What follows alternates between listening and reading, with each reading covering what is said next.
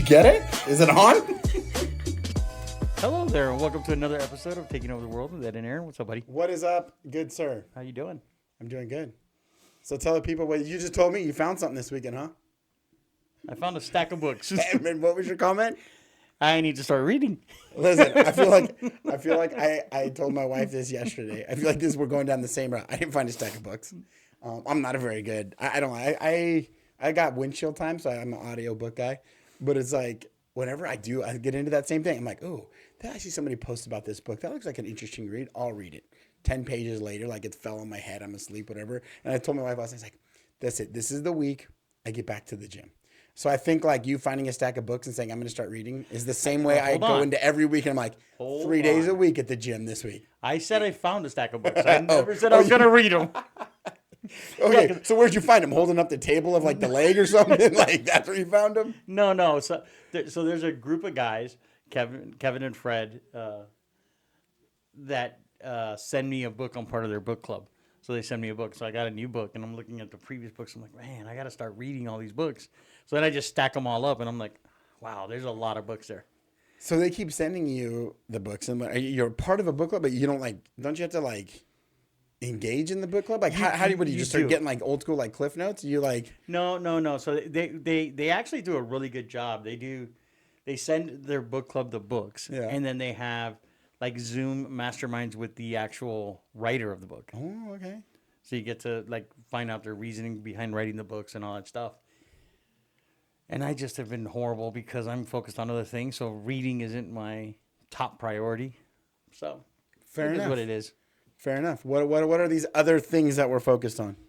Business, growing the business, doing more things. Like now I've gone on a kick of checking systems and how to save money on systems and use other systems that could do 85% of what those systems we currently use, but then gives us more money to engage more people in advertising and. Okay, so that's interesting. So we never talk about these things before we get on air, right? Because we want this conversation to be fluid and kind of like whatever, just spontaneous, right? And adaptive. And so we haven't had this, but I know you've been looking into systems and this and that. But I think the thing that sticks out is people will think, okay, well, yeah, you're changing systems to cut cost, right? Because obviously what happened last week, everybody's a bunch of melee over regurgitated news, right? Like nothing. It's not even accurate. Right. It's exactly. But my point being is that people like, you hear these like, oh, what are these big monster teams going to do? Mega teams, they're going to start cutting costs. If they have office buildings, they're going to sell, blah, blah, blah. But your purpose of changing systems, although it cut costs, the priority is not to cut costs. It's to be more efficient. Like, right? We have 3-4 systems. If we can do one that's, equally as efficient, maybe 90% efficient, but we can fill in that gap. It cut costs there. But what I loved is that it's not that money that you save on. And let's say you save $500-600 a month, right? And I think it's upwards of that, but let's just call it $500 a month. You're not thinking, hey, oh man, I'm totally freaked out about what's happening right now. I got to put that $500 in, my piggy bank under under my mattress, right? You're like, hey, I'm going to take that $500 and figure out a way to use that more productively to double down my business, to help in this area, to increase marketing, whether it's open house material, postcard, flyers, video content. That's what I love about that comment, because right now people are just like, I got to cut costs. Like that's always people's answers. Like we could talk about it before. How do I increase my profit margin? And a lot of people are like, oh, let's lower expenses. And we're like, you market more. Make more. How about you? You don't wait. Say it. I know what you're gonna say. Say it. Let them make more money. Yep. You don't have a spending problem. You have an income problem. That's the one I was waiting for. That's courtesy of Grant Cardone. I love that one. Right? Like you don't have a spending problem. You have an earning problem. Exactly, and that's what it is, right? So yes, everybody's looking at ways to condense their business and do less. For a bunch of different reasons. So the whole thing we're going to get into in a little while about the whole settlement and all that stuff. But a lot of people are doing it because they have less deals, right? And they have, interest rates are super high now, supposedly. People aren't buying, supposedly. People aren't selling, supposedly. Like, it's all supposedly, right? Because, I don't know, over the weekend I put another listing in escrow. Right. And I put an offer in. Right. So, I don't know where these people are saying that deals aren't happening. They're still happening. It's just, are you doing the activities And are you focused on the right things? I mean, I'm sure I can sit in a corner and cry because of everything that's going on, right? And everything that's affecting our industry and the economy as a whole. I could do that. I could sit in a corner and just cry and be like, oh, I'm never going to make it out of the dollar. And here I am spending money and doing all kinds of different things to create more business and create more value for the people that we help. Because it's all value driven. It's like, what else can I do to make your experience over the top? Well, and so that's why what I love about that is, right, we've talked about this, like everything about the client, about growing, about value. And so that's where we're shifting, like our mindset is that, okay, fine, but we've never, it's not like this sparks some major, we've always come to the value, like, how do I create more value today? Right. Where do we add more value? Content, education, videos, showings, offers, like boot camps, like all this stuff. It's always, how do you fine tune to get better? And I think you see a lot of these people, like we've talked about before, you got agents that, and the same thing goes into sports, right? And it can be frustrating, right? Because everybody's got whatever sport you're in. If you're a quarterback, you got a throwing coach. If you're a receiver, you got a catching coach. If you're in baseball, which I'm tied to a lot, you got a hitting coach, you got a pitching coach, you got a fielding coach, and you might have you got a sliding coach. Like you got maybe 2, 3, 4 of them, right? And then you got your head coach, whatever sport is in, right? And so you've got all these people that are trying to overload themselves with information, which information is good, but at what point is your mind so full of crap that you can't even perform, right? It's like, well, I want you to throw this way. I want you to swing this way. I want you to catch this way.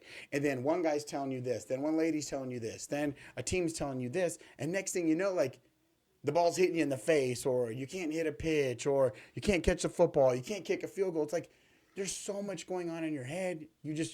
You're not being you that got you there, right? I totally agree. I have my daughter played basketball, and everybody who knows us knows that she played basketball through high school. One girl that was, I forget her name exactly, because she was on the team for a year, and then she ended up going to Bishop Gorman. Great player. Let's call her Madam Dunks a lot. Madam Dunks a lot. Yeah. Okay. I want to say her name's Lindsay. But that's close. That's close. Madam Dunks a lot. So she went to Bishop Gorman. Okay. She played at Bishop. She went to Doral, and then left Doral and went to Bishop Gorman, right? Bishop Gorman, everybody that knows Bishop Gorman's a sports school. Sure. They're a baseball school, they're a basketball school, they're definitely a football school. Their facilities are, I think, rival those of any college. right. I mean, they have 25 different uniforms for football. I mean, they have everything, right? And she went there, and then we saw her a year later during my daughter's games, during Amanda's games, and she came over to say hi and whatever. We talked to her for a little while, and she says, "I hate Gorman." And we're like, "Why do you hate Gorman? Gorman's like a super sports school. You're a super athlete. Like, why would you?" She's like, "Because I go there and they want me to shoot their way, right, and I can't make a shot. And if they see me shooting the way I shot to get there, they pull me off the court. So I have to shoot their way. And I don't like shooting that way. I'm not comfortable with it. I don't like it." Now, is it she hasn't had enough opportunities with that shot, and that's why? Maybe. Or is it that shot in particular? Either way, you're not bringing out the best. You're bringing now somebody has a feeling of, I don't like the sport, or I don't like what I'm doing because there's so much information. Right. It's like, just let me shoot. Right. Like Stephen Curry. He's a perfect example, right? He shoots from everywhere. It's true. This is true. Like he shoots from the tunnel. He shoots from the opposite tunnel. Yeah. During his warm-ups, he's not doing layups. Right. He's shooting from everywhere, and they allow him to shoot from everywhere. Nobody goes out there and they don't go out there and say, "Oh, go practice your three-pointers." No, let the guy do what he wants. Right. Obviously, he's a proven professional. He knows what he's doing. Let him do it. Right. He feels comfortable. He feels relaxed. But I think, to your point, like your kids, I'm sure your kids all have batting practice coaches and hitting coaches and sliding coaches and no, you're looking at them, and not to say we haven't dabbled, like I've used one or two in the past, but I don't know, like maybe it was the way that I was brought up, and it's not to say that my way's right.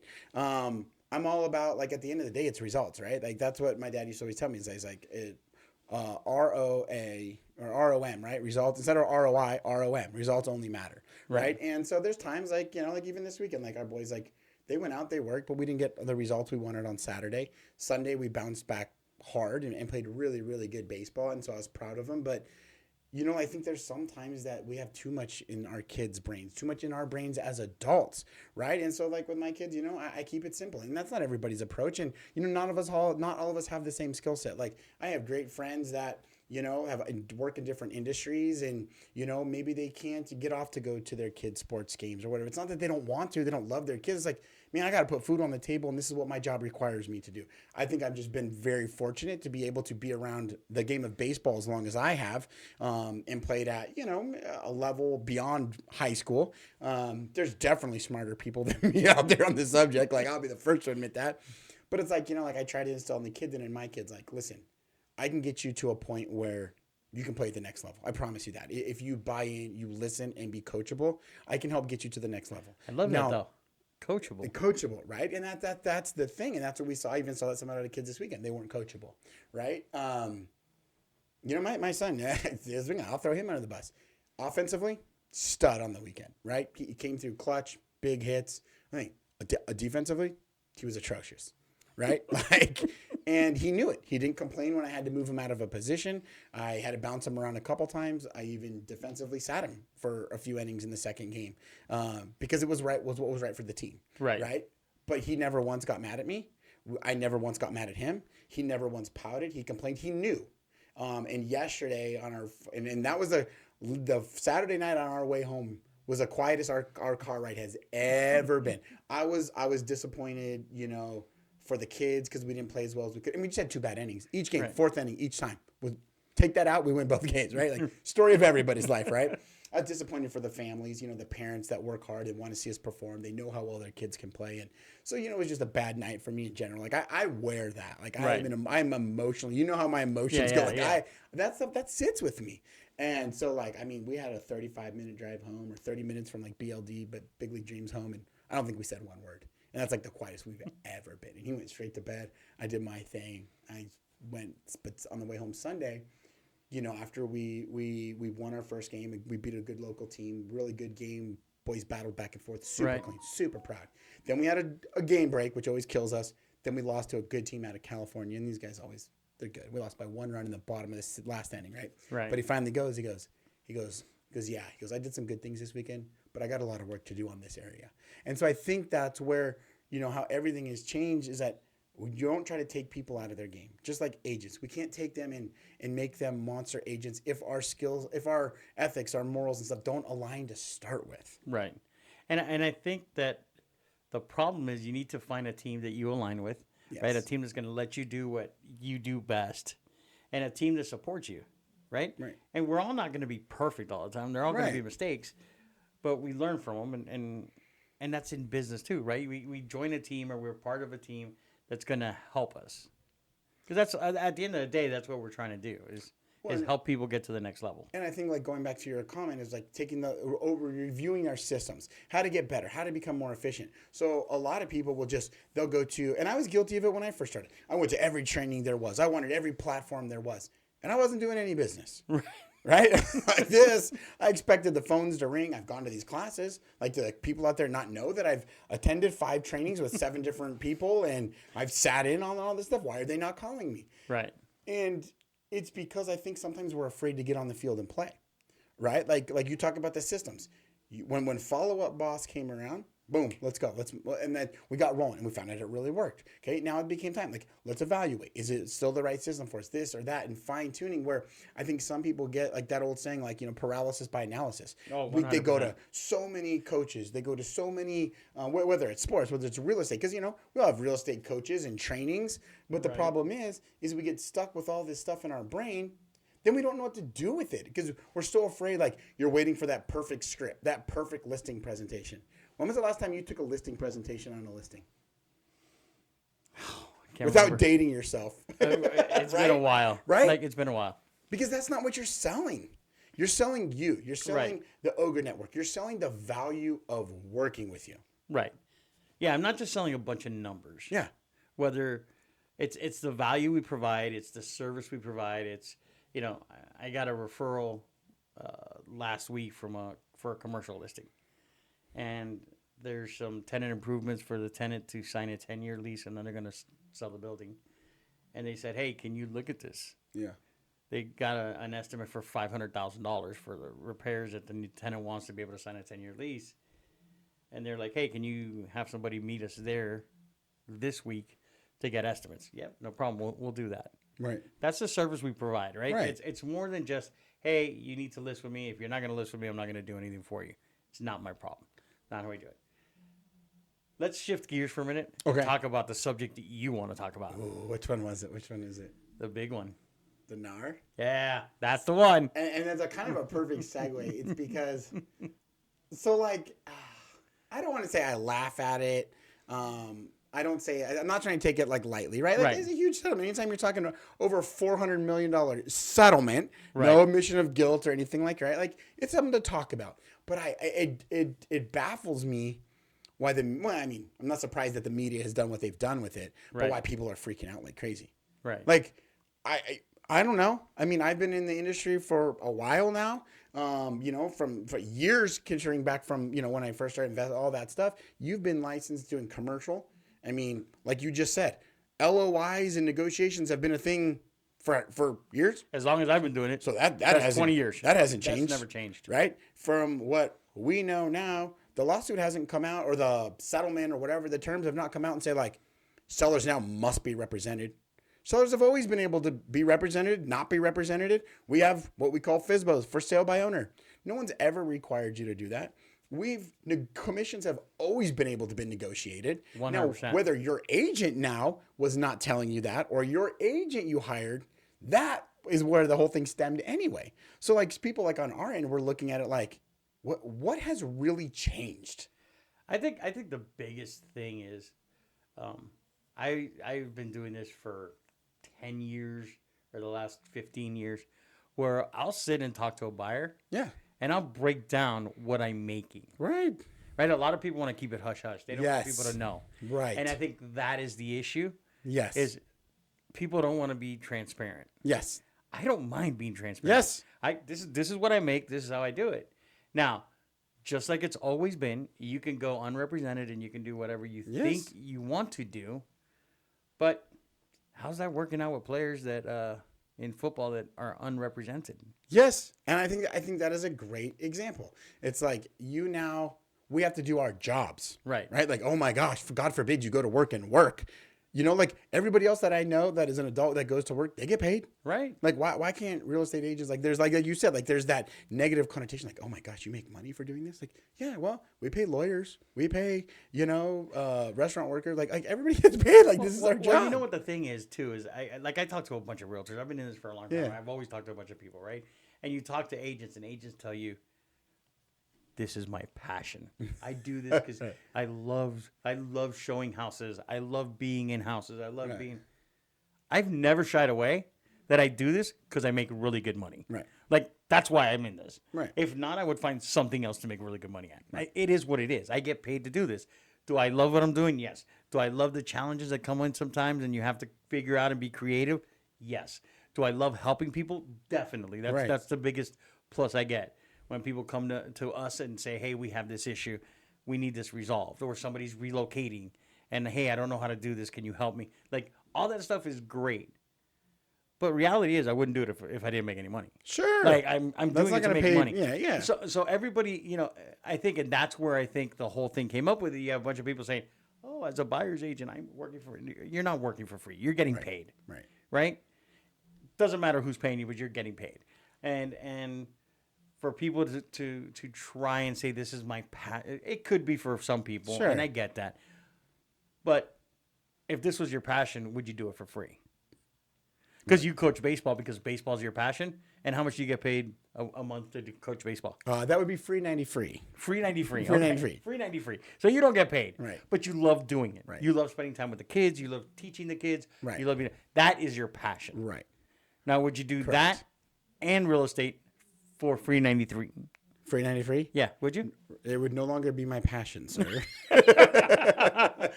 That's what I'm getting at, right? I'm sure I'm sure Kirk Cousins, and if you saw the recent signing he had. Oh, that's all. Let's talk about that. I know you kind of teed that one up a minute ago, but it's to your point. We had this conversation, but we always talk. We love talking sports because there are so many things that overlap, and so many people understand sports. And I mean, you started rattling off stats. Right. How many Super Bowls has he won? 0. Like division championships has he won? Division, I don't know, but NFC championships, NFC 0. championships, right? Conference championships, whatever, right? Playoff wins, 1. Okay, 1. 1 in the last 10 years or something. Right? So you take a guy like that who obviously has a skill set. He has something that people value. And in our industry, a seller has a home, a buyer needs a home, right? They both have needs that you need to build. Right. Kirk Cousins needs, he has a value and he needs to be able to get paid to use it, right? Correct. So what does he do? He has 2 options.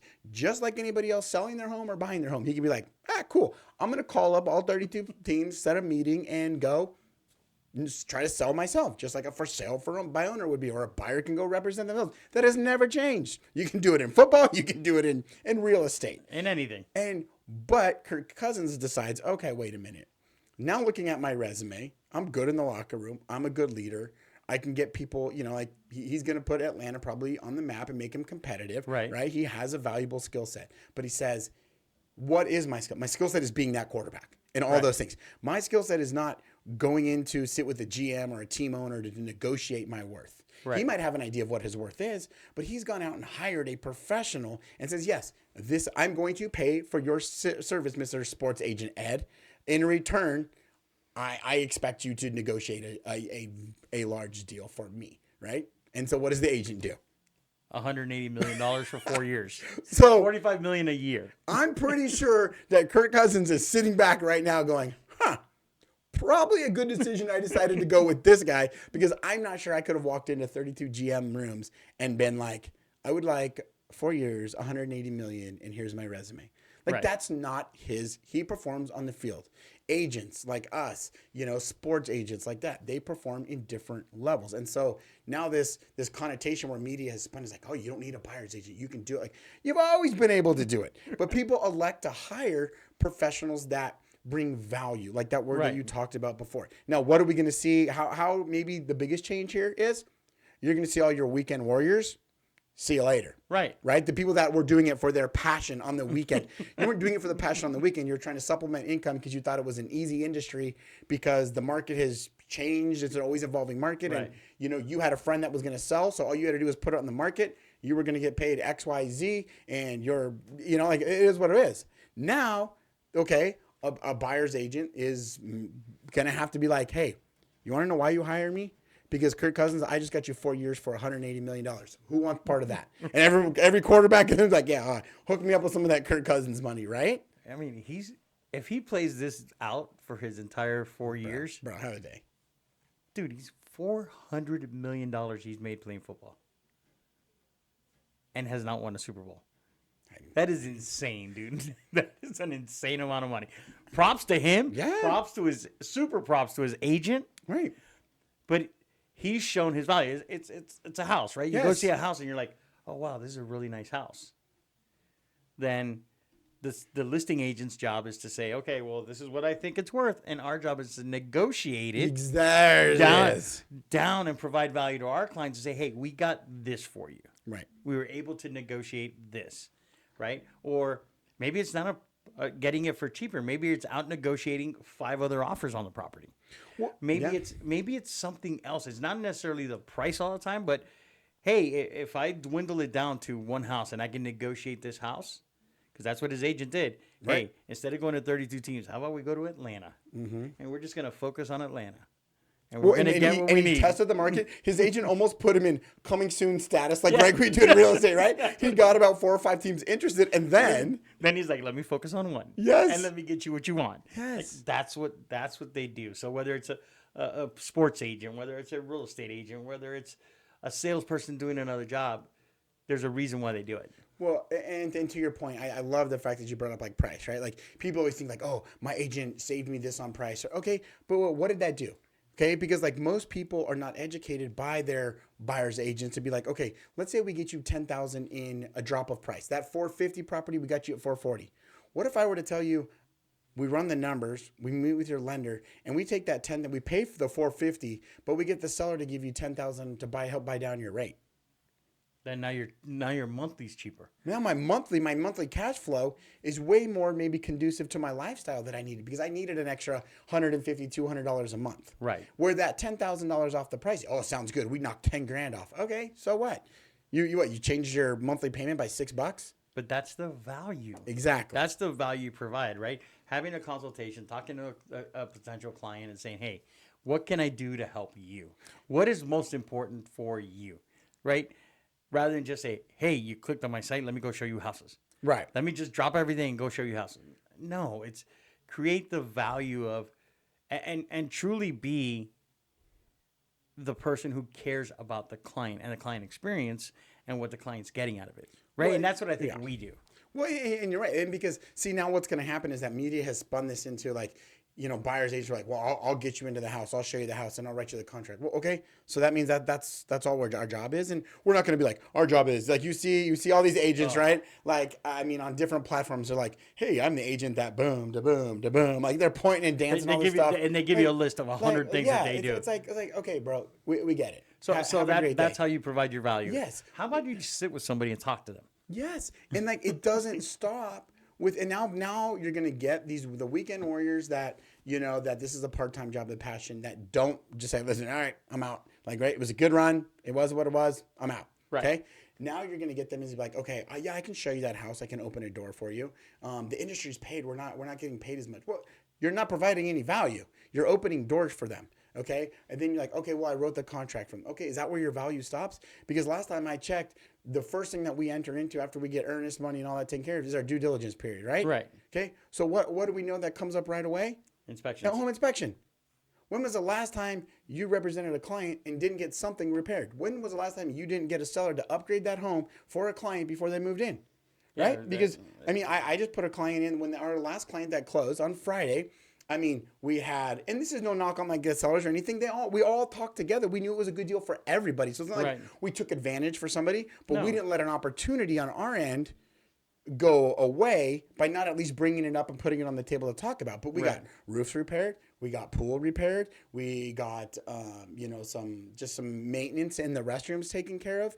We got a fire-rated safety door replaced. And again, all stuff that the seller was good with. So it wasn't like anybody took advantage of anybody. But some agents now they're not going to have that skill set. They're not going to understand that being a value. So maybe we saved our client an extra $4,000 on this deal after we were already in contract. Because now I think people have always thought once you get into contract, oh, that's it. Like that's all we need you for, to get into contract.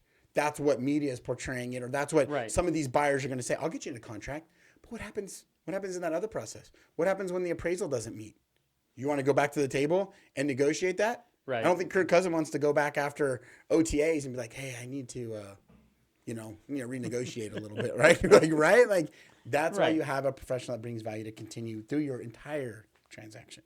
Correct. And you need to have them be able to bring value, show value, and always know that they're looking out for your best interest, right? Because everybody has their best interest, right? The owner of the team has the general manager, which is looking out for their best interest. Sure.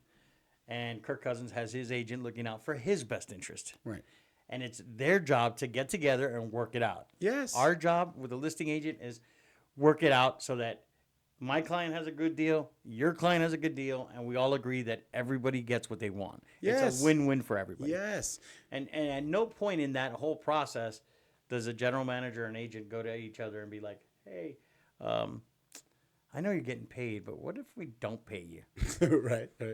Hey, how about if we give Kirk Cousins a little less money not to pay you? Are you good with that? No. What if the deals the on Kurt's side? What if he says, what if we get a little more than 180, but you GM don't get paid this year? That's not a thing. Right. That's not a thing. But they both go to the table, both knowing they're going to get paid, both knowing that they're each representing their side as a whole, and they're doing what they need to do. And I think that's the thing, is everybody needs to get off of this whole narrative of what's going on and just be like, hey, we need to provide value. Right. Say, and you could go down the extreme example, right? if God forbid you find yourself in a legal matter where you need to be proven innocent, are you choosing to go represent yourself? No. Or are you hiring and willing to pay somebody to go represent you because they bring value and can make it a win-win for you, right? And it's the same way, like we talk about everybody's style, everybody's value, right? Like, and everybody is different, but that's okay because it, like, I mean, listen, I am in more of a, I don't want to say casual, but like, right. I'm my style of golf shirts and t-shirts. I'm not talking like gardening t-shirts. Right. I like to wear a hat. Sometimes I talk like that's my Superman cape, right? Like sometimes I put on that cap, and I don't know if it makes me feel like I'm on the ball field or something. I'm like, all right, like I got literally and figuratively, I got my go to work cap on, right? You sometimes hey, listen, I like the suit. You're not afraid to put on a suit and a jacket, get that tie working, get that tie clip working. You like to look at this, the color coordination. Listen, I'm not bad on my color coordination, but two different styles, two different ways sometimes we go about things, but they each work for us. And behind the scenes, morally, ethically, we're very much aligned, even though I don't wear a tie. Speaking of ties, this will be our last topic. What's I like that people slide into my DMs when I wear a tie. They'd like to tell you about your fashion sense. Who's sliding into your DMs about a tie? Your mom. Bro, I don't know where you're going with this, but if you want to turn taking over the world into a UFC match, I mean, I ain't afraid to. Hey, listen, we talk about value. I ain't afraid to throw you in a headlock, bro. No, it's funny because last time we did the podcast. Well, to you it might be, but right now you got some, just like I Love Lucy, you got some splaining to do. Yeah, I'm gonna do splaining. So last time we did the podcast, I wore a tie. Your mom just sent me a message. It was like, on the clip that we posted on a reel or something. It said, "Wow, Ed in a tie," because she had never seen me in a tie before, or I don't wear them often enough. So I just thought it was funny because you and I had talked about it, how you said your dad wore ties all the time. Yep. So she probably thought, oh, you know what? It looks more professional. He's wearing a tie, blah, blah. But I just thought it was funny. Yeah, so. I'm glad you thought it was funny. But yes, to each their own. That was my dad. My dad was, I'm going to shave every day, with a razor. There's no electric razors going on. It was shave every day, do your hair every day. If it was a work day, it was a suit, it was a tie. If it was just even like a random like recreational day or like sports day or taking us like hair's still done, shaving still done, like and so yeah, it's funny. Everybody has their own style. So that was it. It was nothing out of this world. It was just that. Next week it's taking over the world with Aaron. Ed will be on a sabbatical. All right, buddy. Let's go figure out how to provide value to people. Let's continue that.